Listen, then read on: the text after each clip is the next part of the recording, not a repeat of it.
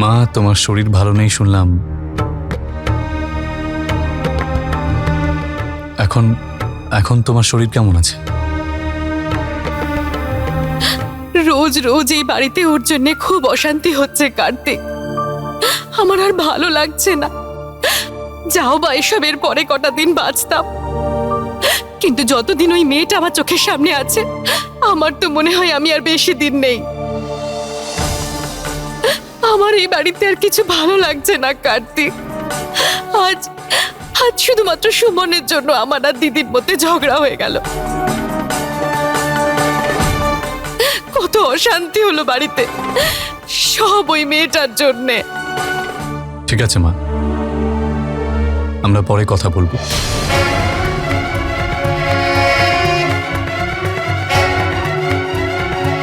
তুমি আরাম করো।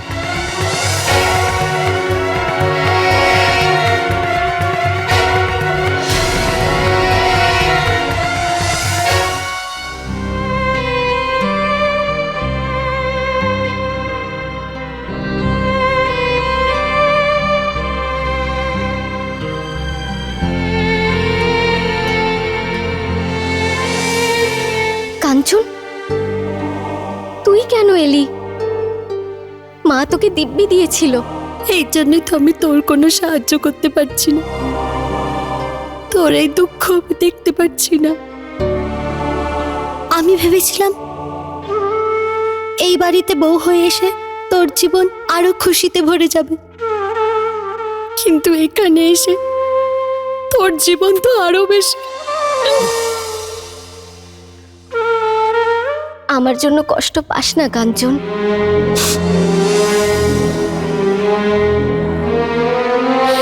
এখান থেকে চলে যা সুমন, নিজের নতুন জগৎ খুঁজে নে, যেখানে তোর জন্য শুধু খুশি আর খুশি থাকবে।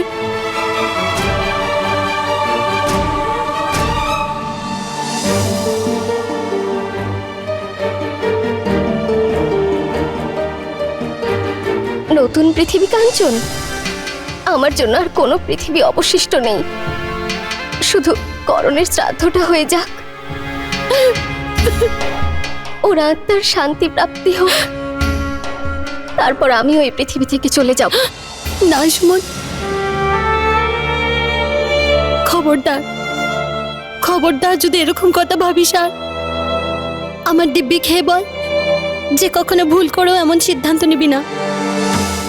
খা আমার দিব্যি।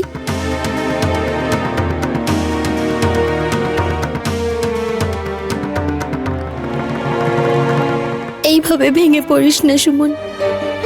তুই যা এখান থেকে কাঞ্চন, যা।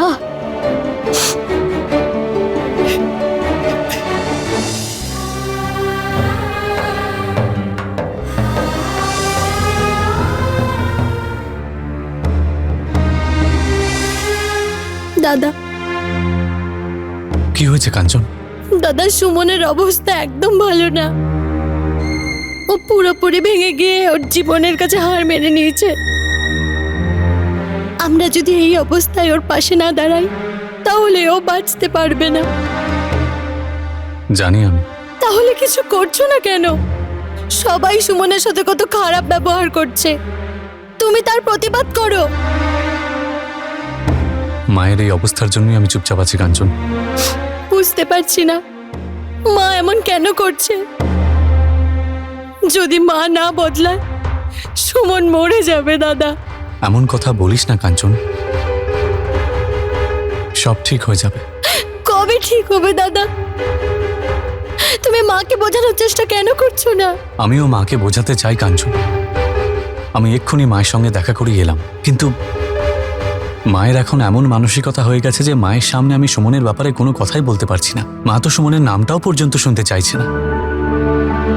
এই মুহূর্তে অপেক্ষা করা ছাড়া আর কোনো উপায় নেই। জানি না দাদা, ততদিনে দেরি না হয়ে যায়।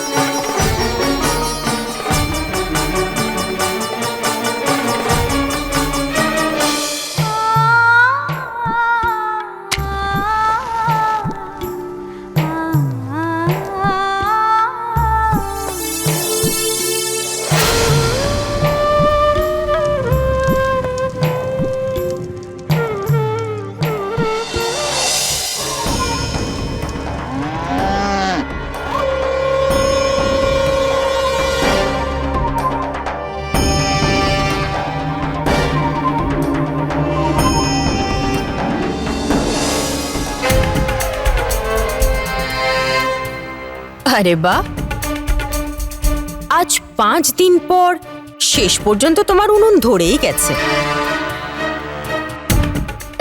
তো এই খুশিতে কি গরুগুলো ডাকছে সেটা শুনতে পাচ্ছিস না? হ্যাঁ, আমি এক্ষুনি গিয়ে জল দিচ্ছি। ছাড়, বাদ দে, আমি জল খাইয়ে দেবো।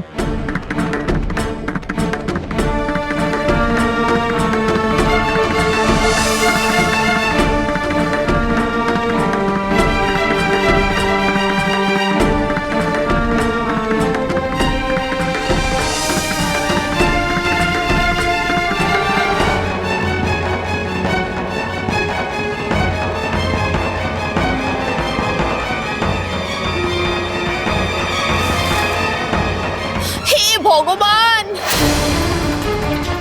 অপয়া মেয়ে মানুষ, মনে মনে আমাকে গালি দিচ্ছিলি তাই আমি পড়ে গেলাম।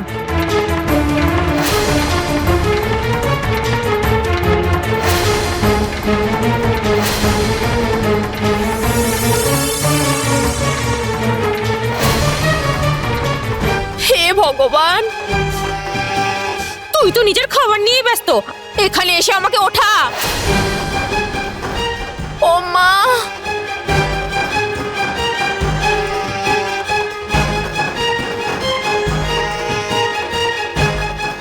হে ভগবান,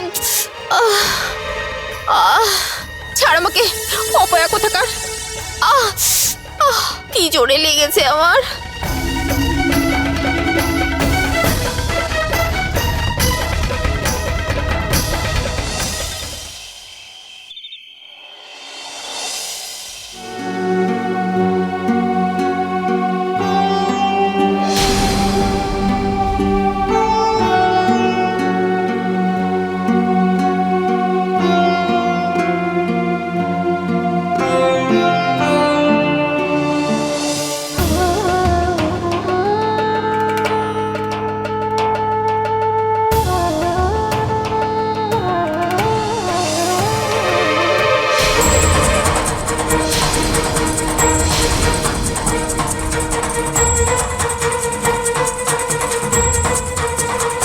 কার্তিক,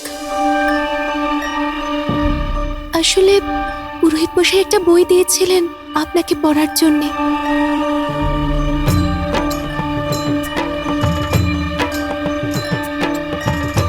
থ্যাংক ইউ।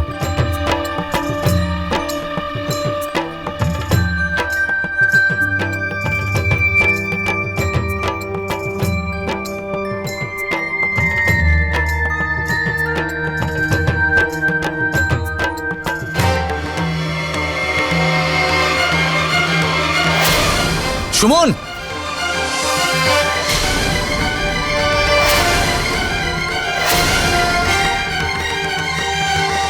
কি হলো? সুমন অজ্ঞান হয়ে পড়ে গেছে।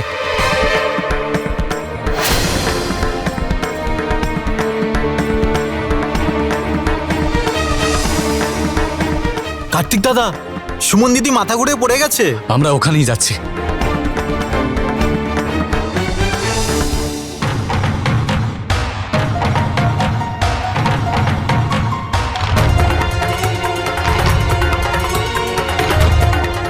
সুমন, সুমন ওঠো।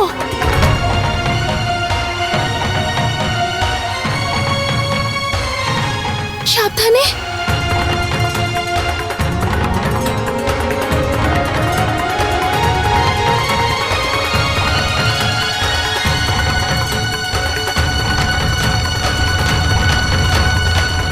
এই নাও, জলটা খাও।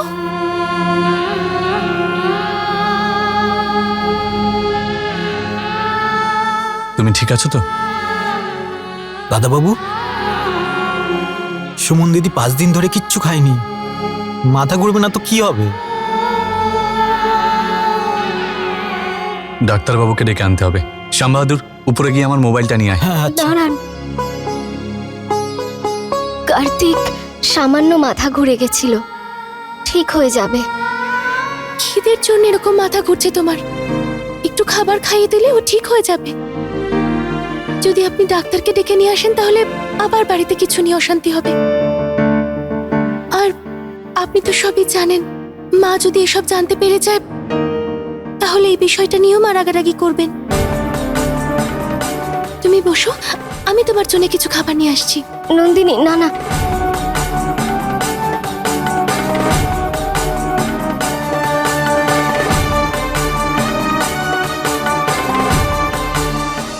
কত জোর পড়ে গেলাম, উফ, যা জোর লেগেছে না।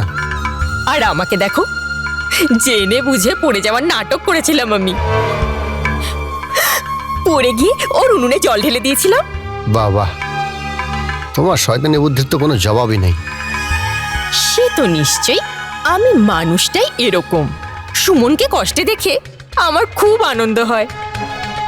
সুমনকে যখন খুশি হতে দেখি না, আমার সারা শরীর যেন জ্বলে পুড়ে যায়। কিন্তু এখন তো ওর জীবনে অনেক দূর পর্যন্ত খুশির কোনো চিহ্নই নেই, তাহলে ওকে এখন জ্বালাচ্ছ কেন? কারণ ওর জন্য আমার এই বাড়িতে অপমান হয়েছিল, তাই ওকে অপমান করে আমি খুব শান্তি পাই। বদমাশি করা তো তোমার থেকে শেখা উচিত।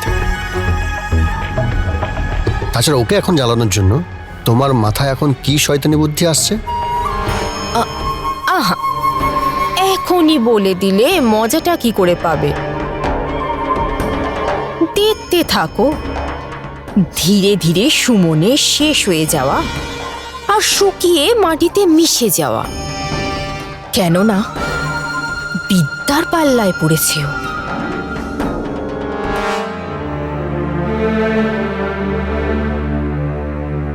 এই নাও, এই নাও সুমন, চটপট খেয়ে নাও। না, আমি খাবো না। পুরোহিত মশাই আমায় নিজে রান্না করে খেতে বলেছেন। সুমন, প্লিজ তুমি খেয়ে নাও। গত 5 দিন ধরে তুমি কিচ্ছু খাওনি, অন্তত আমার কথা রাখার জন্য খেয়ে নাও। তুমি যদি না খাও তাহলে করণের আত্মা ভীষণ কষ্ট পাবে।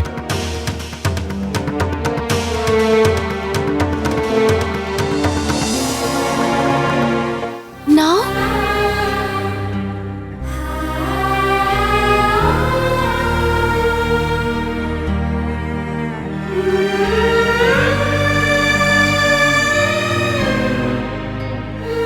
ব্যাস,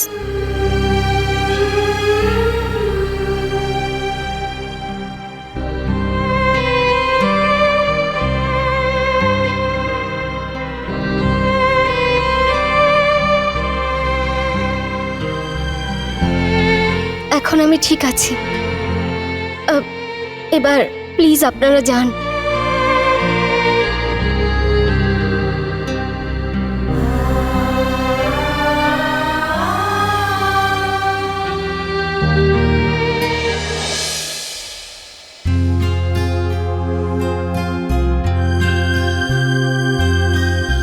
কার্তিক, আপনি একদম চিন্তা করবেন না। এখন সুমন একদম ঠিক আছে। আসলে খিদের জন্যই ওর মাথা ঘুরে গেছিল, কিন্তু আর আমি ওকে কখনো অভুক্ত থাকতে দেব না। বরং কালকে থেকে আমি ওর উনুনটা নিজে জ্বালিয়ে দেব। Thank you. আজকে যদি আপনি সাহায্য না করতেন তাহলে জানি না কি হতো। আমার তো ইচ্ছে থাকলেও আমি সাহায্য করতে পারছি না। কার্তিক, আপনাকে আমায় থ্যাঙ্কস বলতে হবে না, বরং আমার তো খুব লজ্জা করছে। বরং আমি যদি ওনাকে আগেই দেখতাম, ওনাকে ঠিক সময় খাবার খাইয়ে দিতাম, তাহলে আজকে ওনার এই অবস্থা হতো না।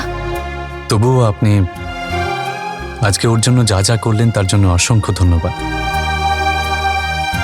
Thank you.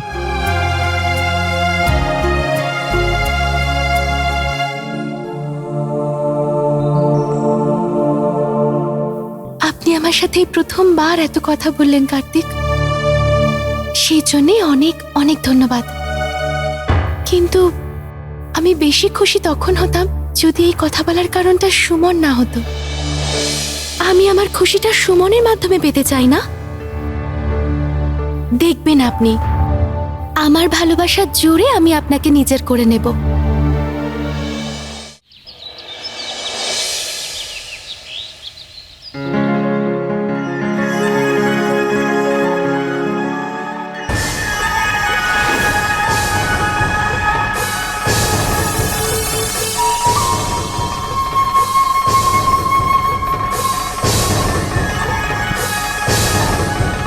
এই বাড়ির লোকের ক্ষুধা তৃষ্ণা মিটে গেছে, আর তোর খুব খিদে পাচ্ছে। ভুলে গেছিস যে তুই আমাদের কতটা কষ্ট দিয়েছিস?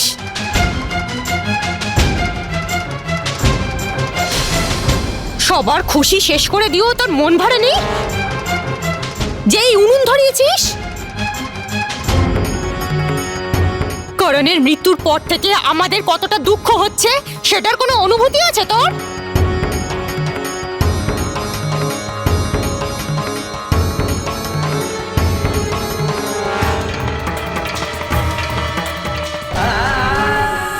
পিসি,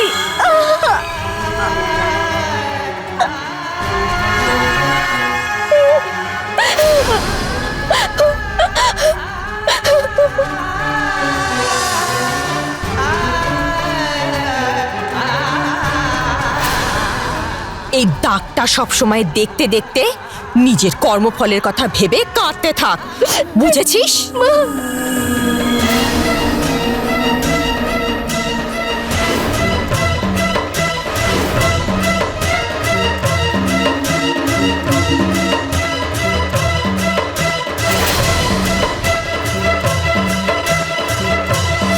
এখান থেকে চলে যা সুমন, নিজের নতুন জগৎ খুঁজে নে।